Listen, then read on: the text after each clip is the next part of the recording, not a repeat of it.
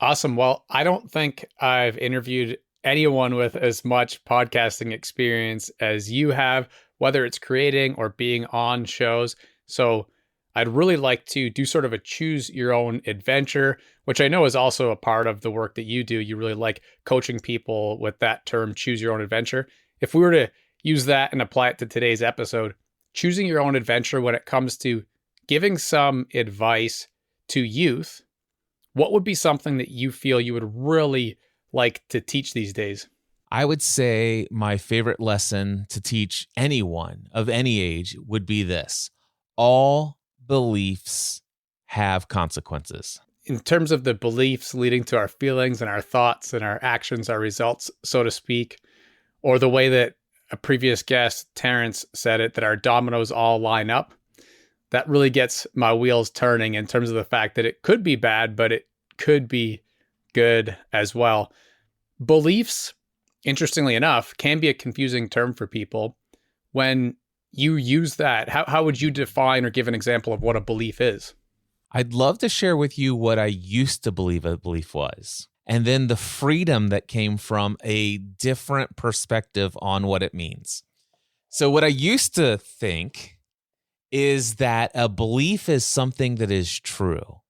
It is something that has been taught to you by sages and wise people in your youth that you are taught to look up to as authority figures that you should respect. And if those people said this thing, taught this lesson, and it was endorsed by this wide group of people, somewhat even in my perception worldwide, everybody believes this, then this is truth. This is the way life is. This is an undisputable fact. And that's what beliefs are. Beliefs are undisputed truths that we live by. I used to think that. And I had a horrible experience of life as a result of it. Today, I will tell you that the way that I see a belief and define it today is a belief is nothing more than a thought that you have some feeling or emotion, but you have a thought. It is a thought that you have a feeling of certainty is true. You have an emotional connection that you believe that it is this thought is somehow true. This is just something that you have a feeling about. Another way of defining a belief is a belief is nothing more than a thought that you have the habit of thinking. And so therefore, one of the things that did for me is it completely uprooted this idea that a belief was an undisputable fact that everyone must agree upon. And anybody who disagrees with a belief somehow is just not looking at life and reality for what it is. Whereas now it's like, I am open to questioning everything and see if there's not only evidence to support what I believe to be true, but I'm willing now to say, is there evidence to support that maybe there are cases where that's not true?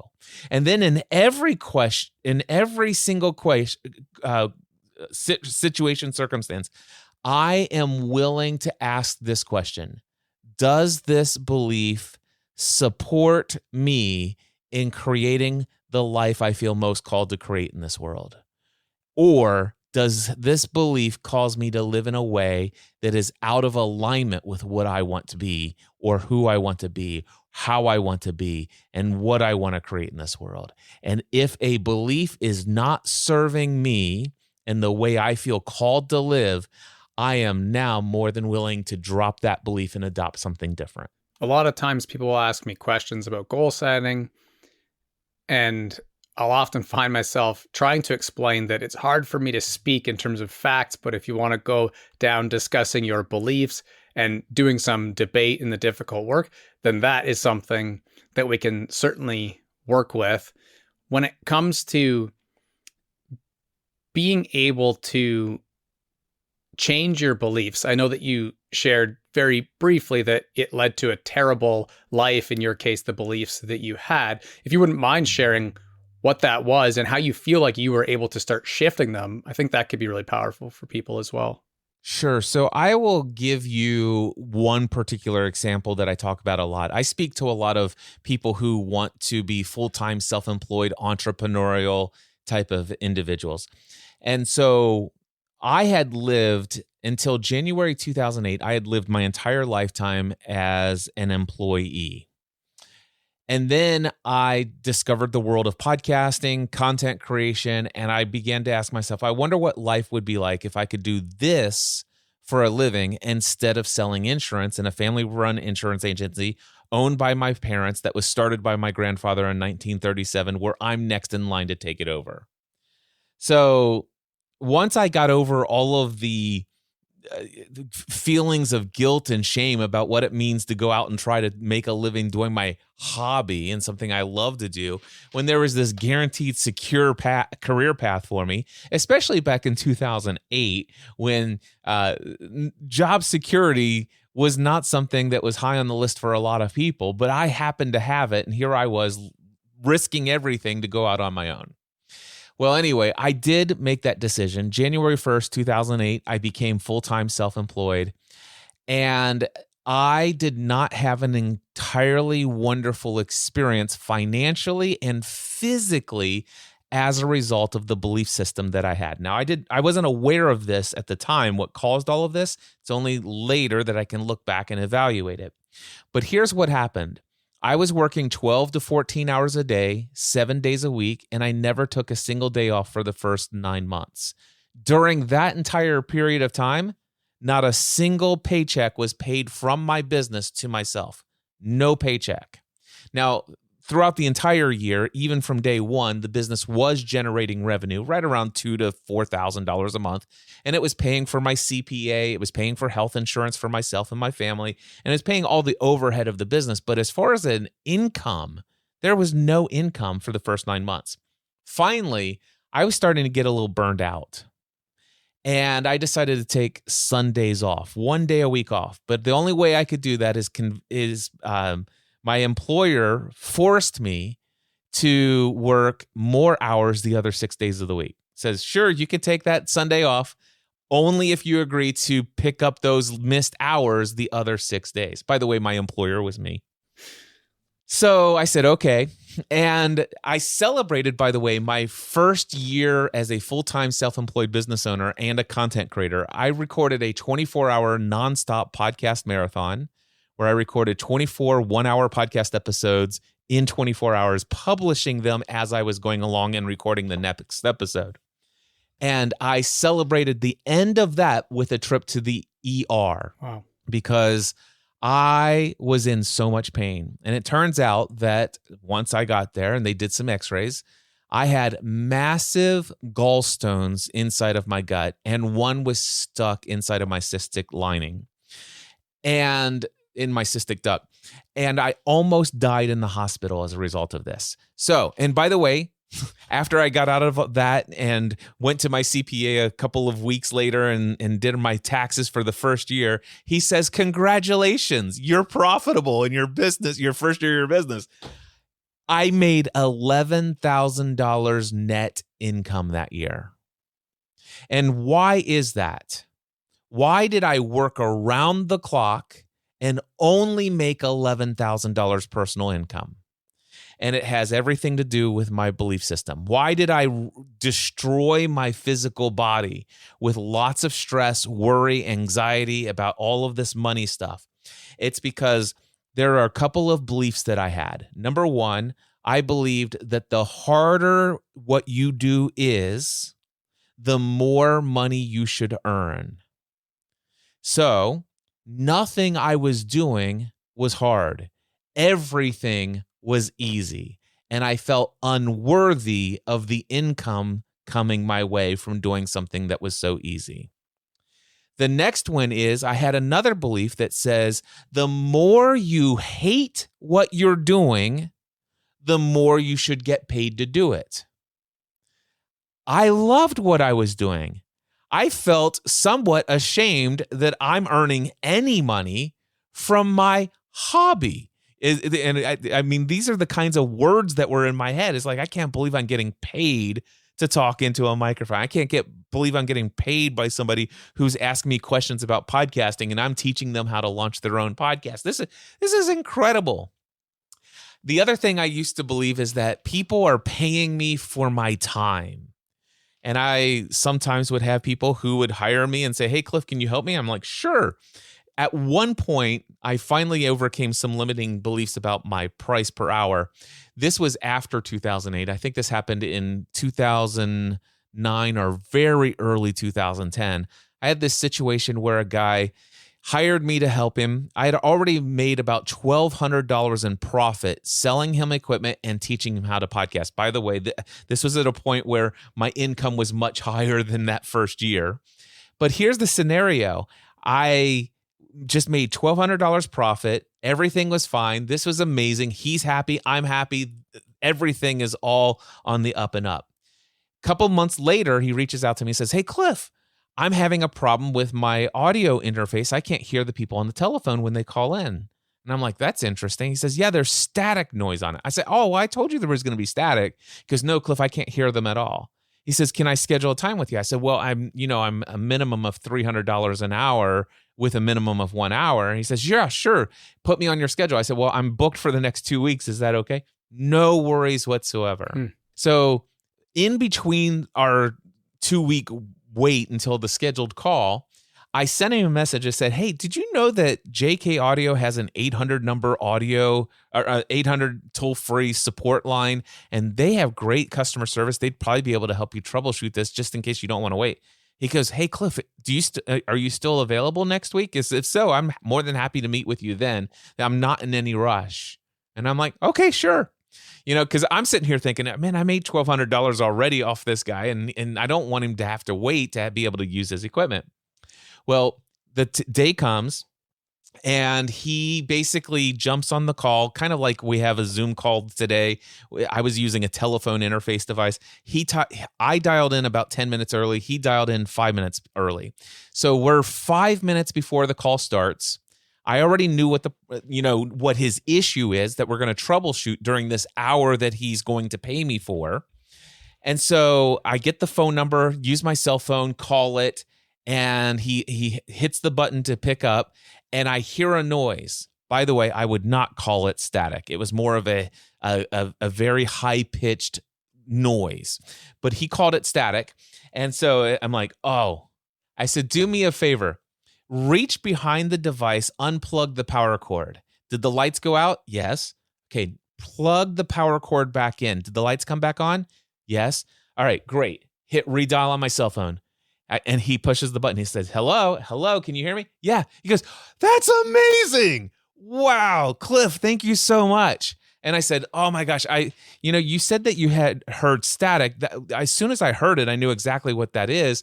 That's a crossover. More than likely, you had a storm in your area, and when the power went out, when the power came back on, there was a surge, and it just caused that little circuit to have a crossover.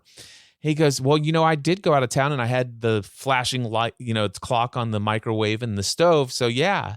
I said, that's exactly what happened. He goes, wonderful. Man, this is amazing. Cliff, send me the invoice. And I refused. I said, I can't send you the invoice. We still have an hour left. He goes, no, everything's fine. It was like, well, hey, let's chat. What else can I help you with? What else can we talk about? I mean, I'm happy to answer anything. He goes, Cliff, no, I'm all good. That's all I needed. Do me a favor. Send me the invoice. And I said to him, I can't in good conscience send you the invoice. If I were to send you the invoice, I have not earned your money. I should have known that, when you said this I should have thought about that. I knew this kind of thing happens when power goes out. I should have, done this. I made you wait. And, you haven't paid me for this hour. And this is so easy. And I haven't worked hard. And I'm like, I have not earned your money. And if I charge you $300, I won't be able to sleep tonight because of my beliefs. Right. That's what I'm talking about. So the answer to the question is, how do beliefs show up and cause me to have an experience that's undesirable? those are the way. And you still have never sent him the invoice. Not that guy, no. But I will tell you, I've since rewired my beliefs. And today, if it were, I would not do it this way, but my belief is this. It's like, hey, I'm booked for the next 2 weeks. Here's what I will tell you.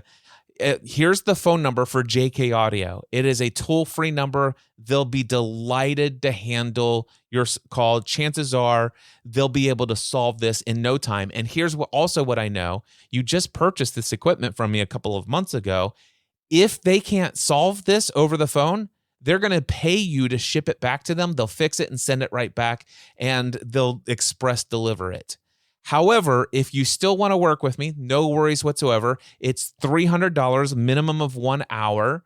However, here's the situation. If I solve the problem in less than 3 minutes, it's $450. Efficiency. So, and now I don't think and do and things that way, but my belief system today is like, oh my gosh, of course I earned that $300. In fact, what I did was far more valuable than the $300 he agreed to pay, because here's the situation. He had already agreed. He was willing to pay me $300 to solve this issue. He was given an opportunity to get it solved for free. But he said, no, Cliff, I'm willing to pay $300, and I'm willing to pay that $300 for you to help me solve it. And of course, by his own request multiple times, Cliff, send me the invoice. He was willing to pay. And the thing is he was willing to invest an entire hour of his life, up to an hour of his life, to solve that problem working with me. And the fact that I helped him solve it before the hour that was scheduled even started, and that he was off the call by the time he had an extra hour of his day to go do anything else he wanted, that is even more valuable than what he signed up for. It sounds like there's a little lesson in what he did by not continuing on the hour too, because not knowing the person sounds like he is someone who maybe had less of those money barriers heading into that call, because he was like, no, I got this hour now. That's almost worth $300 to me to have this free hour. That is exactly right. And today, I see this a lot. I don't do this as much today, but I have a lot of experience working with people who had similar issues about money and what value exchange is and what you're really paying for.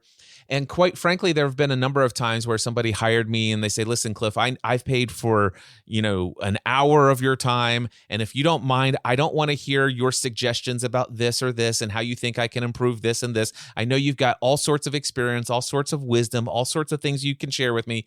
But quite frankly, I just need to make sure that I squeeze out every ounce of value out of this 1 hour together. And I've got some questions and I just need to stay on track. And I'm like, it's like, wow. And for me, I would have gladly stayed on the call for an hour and 45 minutes to not only give him what he had paid for, but to also just express some and share some wisdom and some knowledge that could help him get beyond where he's currently thinking he's going. Well, when it comes to this idea of going through those beliefs, a lot of times I can connect more than other times with guests in terms of that similar hero's journey, but maybe prior to being a hero, where I'm a little closer to the beginning of that. And then the clients that I've worked with, the youth that I've served, they're even, I don't want to use the term behind, but at the beginning, even more so at the beginning of that sort of hero's journey. And I know one of the books that you and I really appreciate in common is The 4 Agreements. When it comes to turning dreams into reality, money blockers is obviously part of it, but there are a lot of things that go into that. And I feel like with my show, it's pretty broad, because someone might want to be a makeup artist. They might want to go into acrylic painting, or they might want to be a musician, own a business, or maybe just climb the ladder in a corporate career. There's a really broad concept of like goal setting amongst our audience. I would love for you to share, aside from just, hey, go buy the book, your take on those agreements and the other things that go into turning a dream into reality? So the Four Agreements book, there are a couple of main concepts that are a part of the book that I really love and resonate with. The first thing he talks about is what he calls the dream of the planet and the domestication of the human. And I would encourage people to go read this book. It's in any library that you could possibly conceive of. I can't imagine a library today that doesn't have a copy or multiple of the Four Agreements.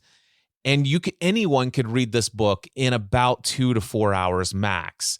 So it is incredibly powerful. But the idea is that everything that we believe today, every thought, attitude, concept, everything, it was all created. It's all made up. And what has happened is, it's valuable and it has purpose, so many things, we wouldn't be able to communicate and exchange unless we had some agreement about the words that I'm speaking, what these symbols are, what they mean. And so there's some agreements that we have that are incredibly powerful to have. However, I already shared with you a couple, it's like the more difficult something is, the more value you give to others by doing it, because that way that difficult task is done. And so that belief, that agreement that I had with that idea, that concept, is not very valuable. In fact, it was hindering me. And so the idea that every single belief, no matter what it is, has all been made up by man. That is an incredibly powerful thing to understand. And a majority of it just isn't accurate, and it isn't always supportive. So I would encourage anybody to read the section that is called The Dream of the Planet and understand what the domestication is. The idea is that we've been taught to live in alignment and agreement with everyone, with our family's rules and values and beliefs, and in some instances, our religious backgrounds and beliefs, and in our culture, in our town, in our nation. I mean, it's everywhere. So the question is how much of what we believe today are we intentionally, consciously aware of, that's causing us to think and feel the way we do about things when we approach them. So the Dream of the Planet will help you understand the foundation of our belief system, and the fact that you can go digging and you can start questioning everything. Now, he talks about the fact that not all agreements are bad, but when you find some agreements or beliefs that are holding you back, you might want to work on them. Working on them one by one is incredibly powerful. Sometimes you'll find a foundational belief that was supporting about 15 other beliefs on top of it.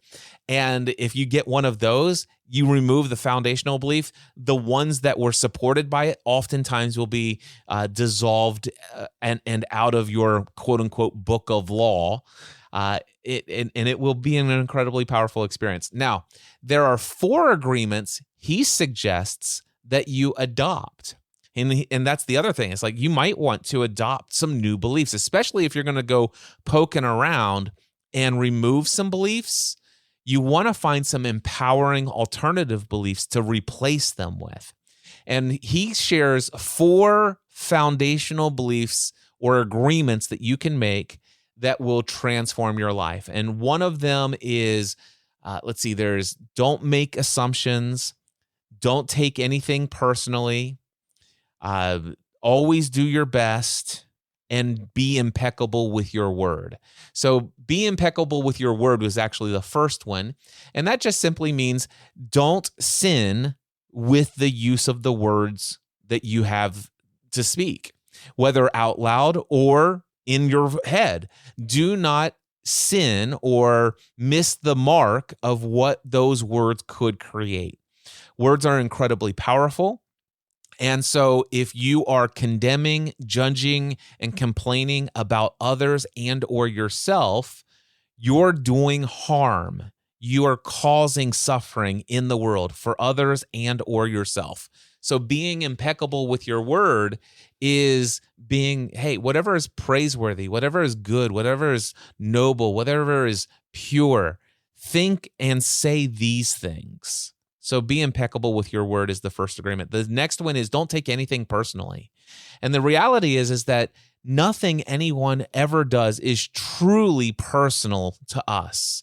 Everything that anyone does or says as a result of what I am doing or saying is a reflection of what's going on in their life, in their world. It is a reflection of their values, their beliefs, their agreements, and it has nothing to do with me. And this was an incredibly powerful thing for me to learn early on in my marriage. My wife and I will be married 28 years this August. And one of the things that I love is that early on, we attended a marriage conference that helped us understand that my wife can't, number one, make me happy, but my wife also can't make me angry. So there's nothing my wife has ever done to make me angry. Instead, she may have done something which is neither positive or negative, but it's my own thoughts. It's my own beliefs. It's my own meaning that I associate. It's the assumptions that I make. It is all of the stuff, and all of it is within me that causes my anger. So I began to understand, it's like, wow, instead of saying, man, you make me so angry. Every time you do that, it just makes me so angry. And I began to say things like, wow, I just want to let you know that when you do that, I'm aware that feelings of anger pop up within me.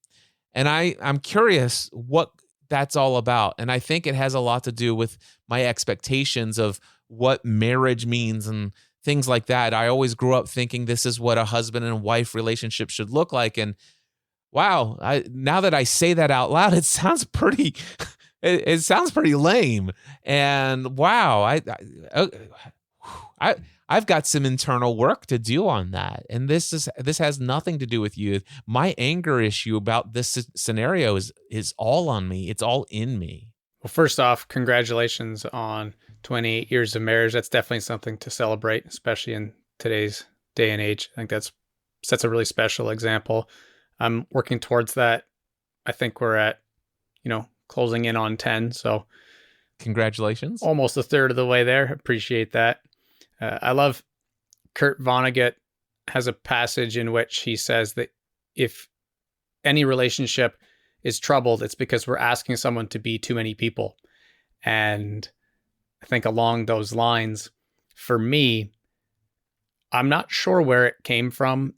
Maybe more sociological in nature and kind of social, a little bit psychological. I have an academic background in psychology too, but it predated that. But I always appreciated some of these things somewhat naturally. Maybe it came a bit from my parents, although they can certainly hold grudges and get angry with people. I'm not sure where it came from. And it's something that I actually talked in a previous episode with Sister Helen Prejean about. And she giggled. It's one of my favorite clips, and I've never even clipped it, but she said, "Justin, are you the Dalai Lama?" And she was laughing. And I said, "No, certainly not. I'm just sharing openly that no matter what harm people have done, I've never taken things personally." And that I can remember that back to being like 5 years old. I don't know why or what. But the other overlap for me is, as an athlete, people will always say you're the most annoying person to play against because you piss all of us off. And we've never once seen you pissed off. And again, that's not something that I consciously thought of. I share these examples because I've often struggled to figure out how to teach these things. And this goes back to the first topic we had about goal setting, and as well as this idea of mindset. I used to feel like it was maybe a money blocker for me wanting to create something like a Patreon page or something sort of scalable in terms of business, because I wanted to help people who didn't have a lot of money. Specifically, if we mentioned demographics, I would say like teens who want to accomplish these things. Now, I know someone like Rich Litvin who charges, $50K or $100K for coaching, isn't really able to do that. Some people that I got advice from was, well, you're selling yourself short, because if you create like a membership that's, $20 a month or something like that, then that's probably just money blockers getting in the way. The funny thing is, I've kind of come full circle to be like, no, it's not even money blockers, I don't think. I'm just trying to figure out a friggin' solution for how to teach people who can't afford or who are a lot younger and trying to figure these things out. What do you think when it comes to being able to help youth learn younger, or like how we can change school and the education system? Like, how do we take these topics and best teach them in a way that a lot of youth can learn these things? Well, one of the things that I'm kind of sticking my mind on is this idea that Rich Litvin can't help those people. So I'm trying to put my mind into how can I find agreement with that statement, because I would encourage anybody who is, let's just say 15, 16, 17, 18 years old, and you want to learn how to become an incredibly profitable coach and educator one day and all this other stuff. The first thing I would say is probably most of them could find some way to get their hands on the book, The Prosperous Coach, although it's probably among one of the more expensive books that you'll find in Kindle format. You typically would pay $9.99 or $14.99 for a Kindle book, where The Prosperous Coach is like $50.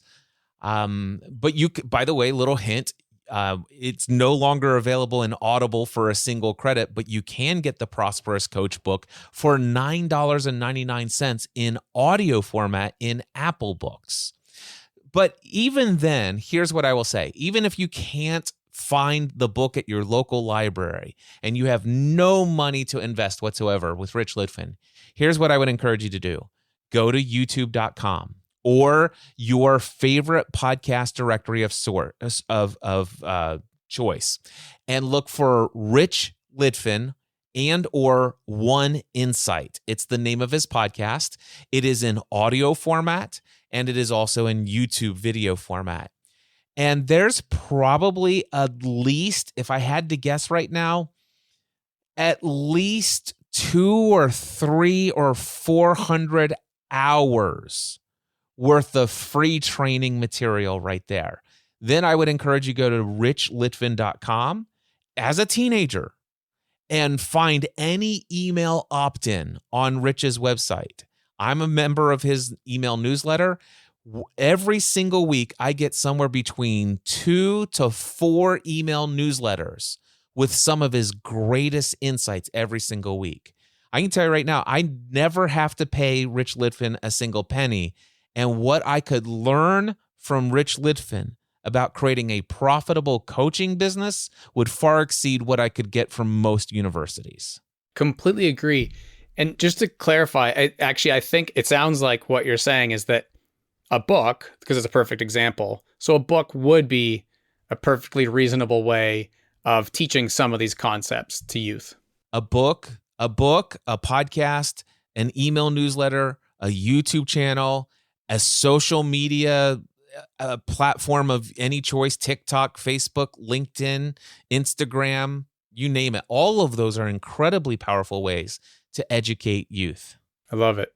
Not that I'm looking for validation or too much reassurance, but I appreciate being able to tap into someone with as much experience as you on this topic, because I know it's well-meaning advice, but a lot of people will say, for example, that I have the wrong sort of niche, right? Which is maybe a whole other topic that we could talk about, the idea of being multi-passionate. I know someone with 50 plus podcasts, you must, I'm taking a leap here, but I'm assuming you're a multi-passionate person. And the idea of struggling to figure out a niche, or when you're multi-passionate, a lot of people will say that I should coach, executive, like administrative leaders, for example, because I have a master's in educational leadership, and that's something that I could do, right? And that's kind of where I was coming at. That was, it just does not interest me when we talk about our agreements and my values. I want to find ways to help youth, but that's not a good quote unquote kind of target audience, right? Let me share a story with you. So when my wife and I in 2005 started podcasting about the television show Lost, we were reaching people all around the world. And there was this 15-year-old girl named Anna Sophie. And she had had some pretty significant issues with abuse inside the home. By the way, I'm not telling you anything that she's not said publicly and talked about in multiple different public forums. So just so you know, I just want to get that out here. So she had a lot of abuse, and she was suicidal, attempted to take her life several different times. And she was in a situation, in a scenario where she would never leave her house. She was afraid to go outside. She just was shut off from the world. So here she is, 15, 16 years old. And now all of a sudden she's watching this television show, Lost. She's watching Grey's Anatomy. She's watching Desperate Housewives. She's watching all these television shows. And she discovers podcasts. And she discovers that my wife and I are podcasting about this television show. By the way, all of those different shows we podcasted about back then. And she's like, oh my gosh, I love Cliff and Stephanie. And she started emailing us and asking us questions. She goes, you guys encourage me so much. Here I thought this and I thought that. And her mind was being impacted in an incredibly powerful and profound way. And she, at one point, my wife had shared that she had had a situation with sexual abuse as a child. And then all of a sudden she's like, hey, do you mind if I ask you questions? And the amount of support and encouragement she got. And then we started hosting meetups in our home for Lost premiere parties and Lost finale parties. And we thought, is anybody going to come and watch this show with us? Well, guess what? Anna Sophie and her sister came from Germany and stayed a week in our home. And it was the most amazing experience. Then all of a sudden she met other people there that became friends, and other people from all over the world, by the way. And she started to go and visit them. So she lived in Germany. She met somebody from Belgium, and she would go to Belgium to go visit her friend who she met through our podcast community. And then she has this friend in London, and she's going to London to go visit there, and she's leaving the house. Right. And all of this because of online forums that we had hosted and all this other stuff. And how was I getting paid back then? I was getting paid by sponsors and advertisers for the content that I was created. I had people who were donating. You talk about Patreon. This is way before Patreon existed. But we were making $28,000, $30,000 a year just from donations from people listening to our show. And so we had all of these things going on. Fast forward, she becomes this world traveler, and she meets somebody that she really loved in New York City, this friend that she met there, and she's going to New York City. And then all of a sudden, she begins to open up. And she goes, hey, guys, she had social media. She had a blog. And she goes, guys, I just want to let you know, this is the first time I'm ever telling anybody this, but I have anorexia. This is how I've been treating my body. I don't know if you've been seeing images of me on social media. You could probably see that I could blow away with the lint. I'm just a few days away from death's door. I'm checking myself in for recovery, and I'm going to blog about it. And so she starts blogging about it. And then she blogs about how she left in the middle of the night and escaped her recovery facility. And then how she went back 3 days later. And she blogged about the whole thing openly, transparently. And then she starts a podcast called Fighting Anorexia. By the way, this is many years later. And she pays me as a podcast coach and consultant to help teach her how to launch her own podcast called Fighting Anorexia. She's reaching thousands and thousands and thousands of people all over the world. By the way, there's a Swedish documentary that's been telling her story. She's in magazines. She's been on all these different news shows telling her story about how she's impacted the lives. We were in New York City for a social media event once, and we were walking down the street. And I'm not kidding. I don't know if you've ever walked down the street in New York City before. There's lots of people, neither of us from New York City. And we're walking down the street, and all of a sudden we hear this screaming girl across the street. And she's like, Anna Suvi. And she says, oh my gosh, I can't believe I get to meet you. I listen to your podcast. I've been reading your blog. I'm your biggest fan and all this other stuff.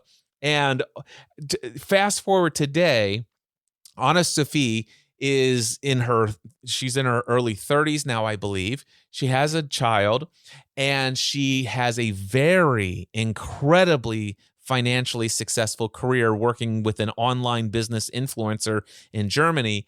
And she's in my paid mastermind group and has been for the last couple of years. And it never fails. She's like, Cliff, oh my gosh, you and Stephanie, that's my wife, you and Stephanie have known me my entire life. That's incredible. So I just want to share with you, don't let anybody else talk down about who you're reaching and who your target audience is, your niche. Now, if you want some advice and some wisdom on how you monetize things, I'm more than happy to help you there. But there's nothing wrong with having a desire to serve young people. And guess what? Those young people won't always be young. It's really well put, and it's where my heart is. It's where my values are. I won't talk a lot about me because, of course, I do that on other episodes and solos and stuff like that. But in a previous episode, I had Maya Marsha Weeder on the show, and she's been on Oprah's couch twice. And she's someone who doesn't really do much of this stuff anymore because she's essentially retired from this whole thing of being a content creator, of monetizing our hobbies, as you put it earlier. But she just taught dreaming big her entire career. And she said, Justin, do you know how hard that was to quote unquote sell the first few years?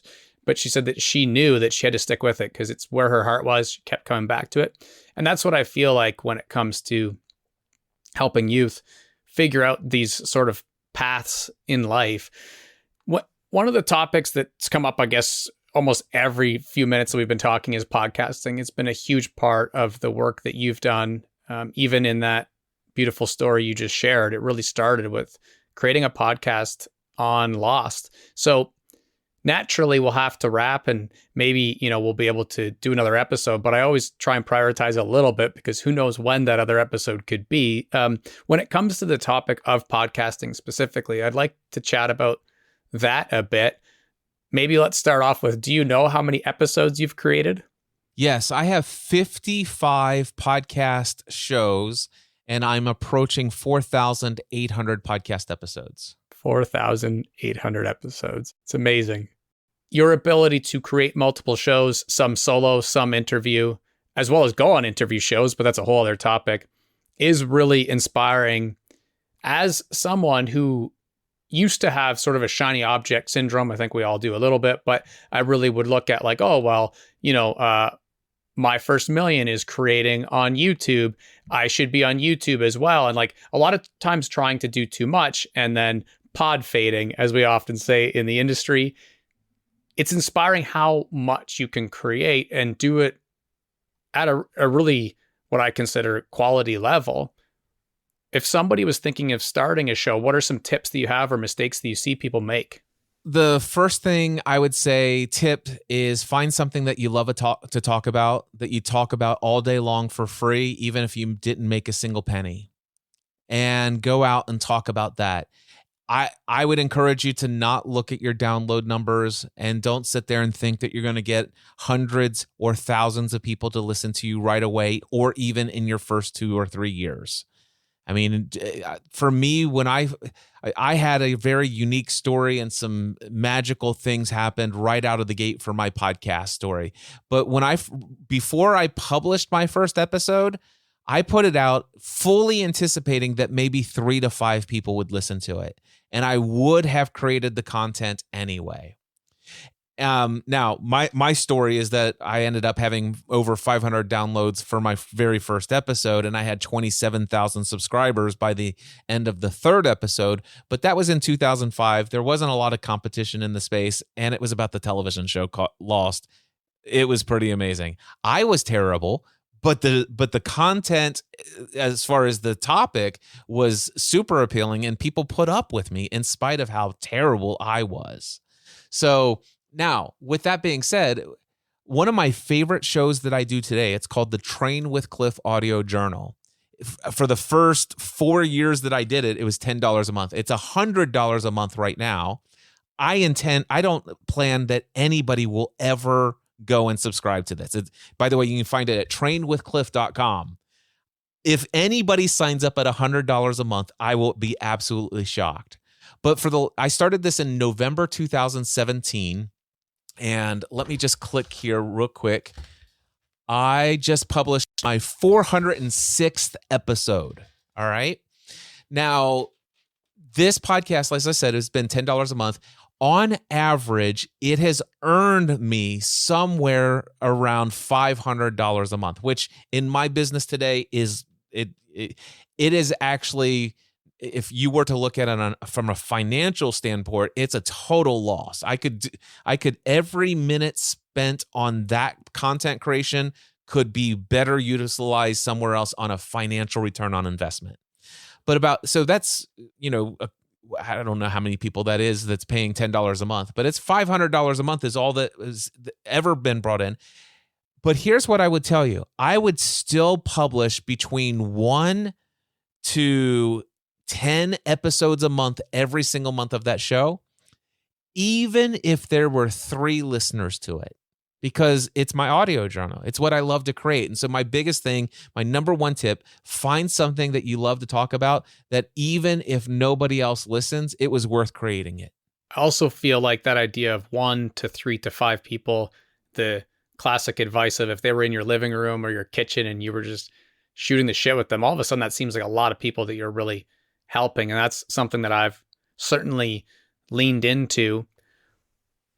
One of the big, I guess you could say debates, but topics as far as the podcasting medium goes is this idea of creating video. And I feel like it's holding a lot of people up.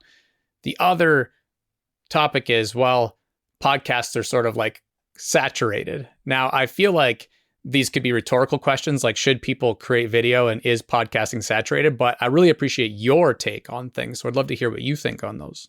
Well, podcasting is certainly more saturated today than it was 5 or 10 years ago. But that doesn't mean that there is the one thing that's not saturated is your voice in the world. There is no podcast or YouTube channel in existence that has your perspective on any topic that has ever existed. There is a void and a vacuum of your perception and your perspective on everything. So that's not saturated. Now, is there a plethora of podcasts out there competing for other people's attention? Yeah, that's true. However, the question is what is success for you? I mean, are you willing to put your own kind of weird into the world and attract your own kind of weird community that resonates with who you are? And what do you need as far as numbers to be satisfied with that?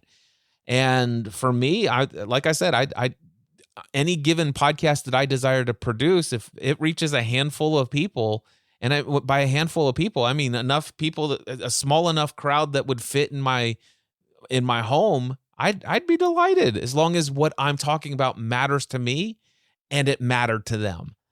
Now, is that going to generate me revenue and income and all this other stuff? Well, it depends. It may be.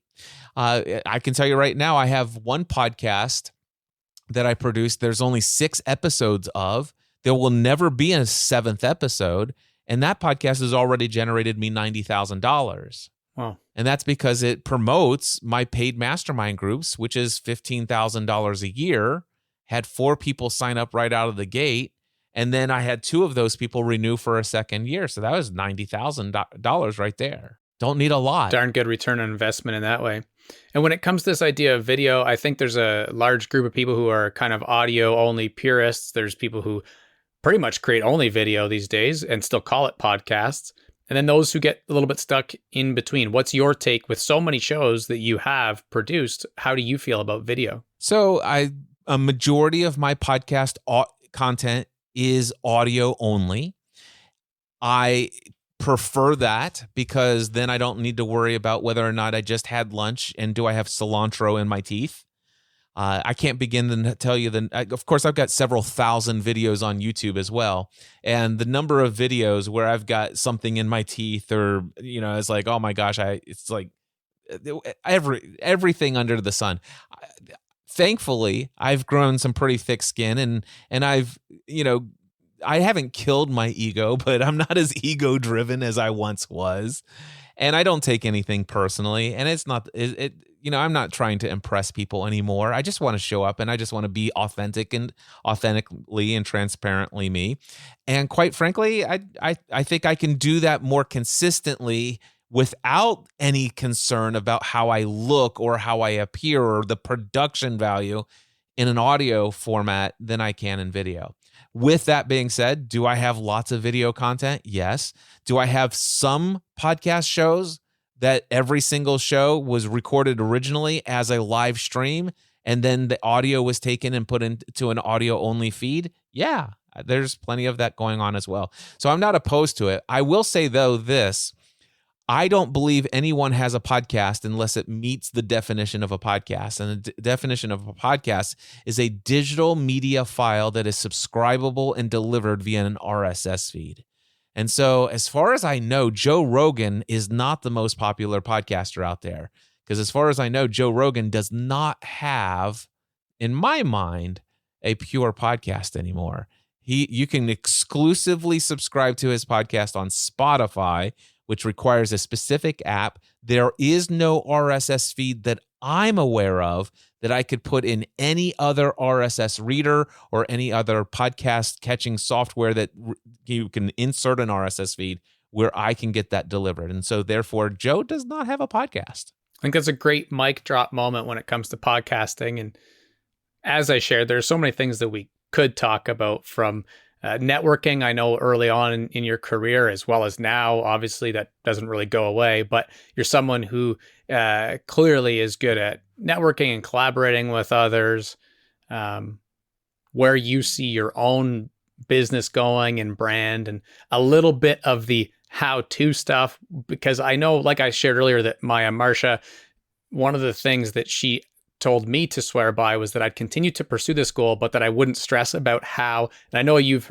shared similar sentiments before. Those are so many huge topics that we could talk about. I'd love to just get into kind of rapid fire so that we get wrapped in time.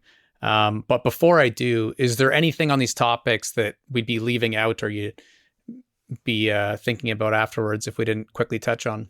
Oh, there's an infinite number of things that we've left out. So I'm not going to ruminate on any of it, though. That in and of itself is a really good piece of wise advice. And with that being said, I'll just get into some of the more rapid fire things.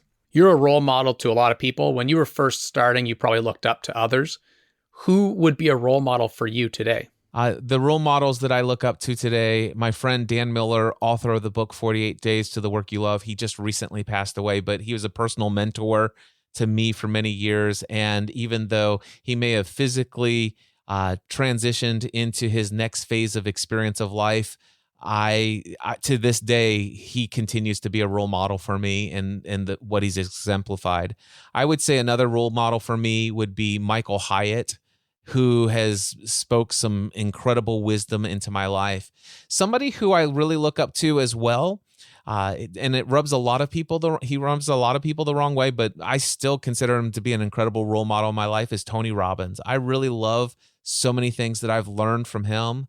I will tell you, I look up, a role model for me would be Yogananda, Paramahansa Yogananda, Jesus, Muji Baba. Just some incredible people in this world that are just absolutely giving love and service to others at all levels. Well, with respect to the first one that you mentioned, rest in peace, I was spending this morning writing on grief because that's another thing that I do in terms of the work that I like to share with the world. Yesterday would have been my brother's 36th birthday, but he passed 4 years ago.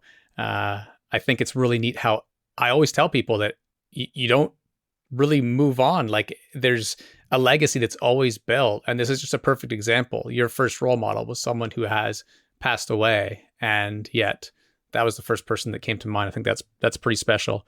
What is one thing that you yourself are learning right now? Oh, one thing that I'm learning. That an infinite number of things that I'm learning, but I would tell you what I'm excited about most right now is a deeper dive into cognitive behavioral psychology. I just absolutely love learning why we do the things we do and the motivating forces of pain and pleasure, and just learning how to communicate with myself and others in a way that creates change that lasts forever. I was working with my therapist recently, who was also my therapist about 30 years ago, and I hadn't seen him in that time gap, which is crazy. Longer story there. When I create the Medium article on what he's taught me this year versus 30 years ago, because he decided to share his framework as opposed to like just therapize me, sort of. He said, let's do it this way. And he was chalk talk whiteboard since January. I'm going to work on sharing that. I'll be sure to share it with you because I think it's really, really interesting stuff. One piece of advice for the next generation, if you could, and there's an infinite number of these too, but what would be one? My advice is to understand that whatever results that you are getting in life, almost every single one of them are because of the actions that you've taken. And by the way, not taking an action that you know that you need to take or that you want to take, that's also an action. It's actually refusing to take action is an action. So all of the results that you have in life came from the actions that you've taken. And every action that you've taken in life came as a result of how you were thinking and feeling in the moment. And you cannot get different results in life if you don't take different actions. And here's the problem. You cannot take different actions long term unless you change the way that you habitually think and feel.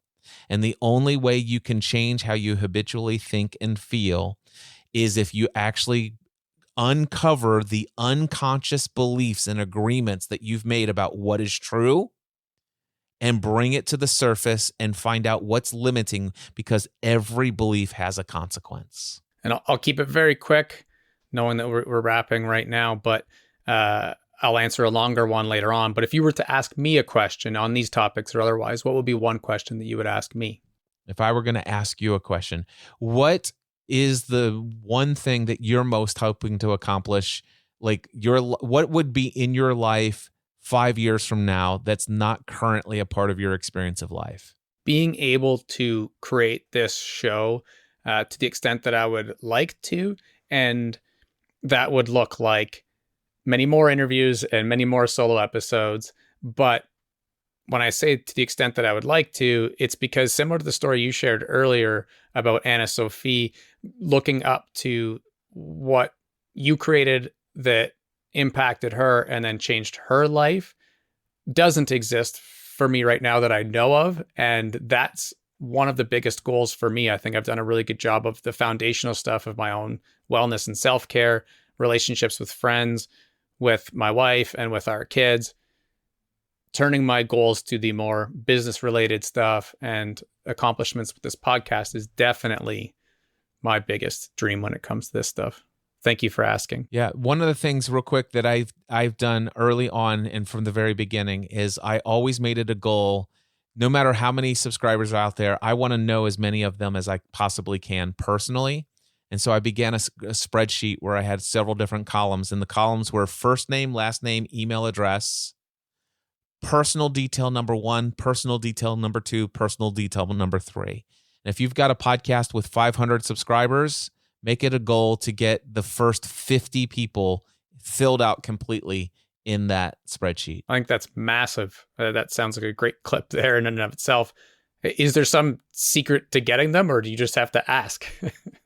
You have to ask. Matter of fact, listen to any of my episodes, and I'm almost always asking people to email me. Reach out. Put such and such. Put this phrase in the subject line. That may be a massive domino for me in my entire career, which downstream of that will help a lot of people. So thank you so much. And where and why, when you do so many things and you're putting so much great stuff out into the world, where would you like to point people if they were to go support or follow your work? The biggest thing that I would encourage people to do is just to get to know me, get on my email newsletter. And I will tell you that if you just go to mindsetanswerman.com/free, my All Beliefs Have Consequences talk is available for free. And if you watch this 1 hour talk, not only will you hear the story about me ripping up $300 and saying I'm not going to send the invoice, I will teach you 4 very valuable lessons. Number 1, how to make the unconscious beliefs conscious so that you know what your limiting beliefs are. That's very important. Number 2, you'll discover the source, and that's important because you want to understand that these are not your beliefs. There's things that you've picked up from somebody else. Number 3, I will teach you how to disassociate or break up with a limiting belief. And I will teach you that not only is it important that you replace it with an empowering alternative, I'll teach you how to condition it. All of that in one talk. It's my All Beliefs Have Consequences keynote, available at mindsetanswerman.com/free. And here's another thing that I will do. If you sign up, I do internet marketing sales funnels.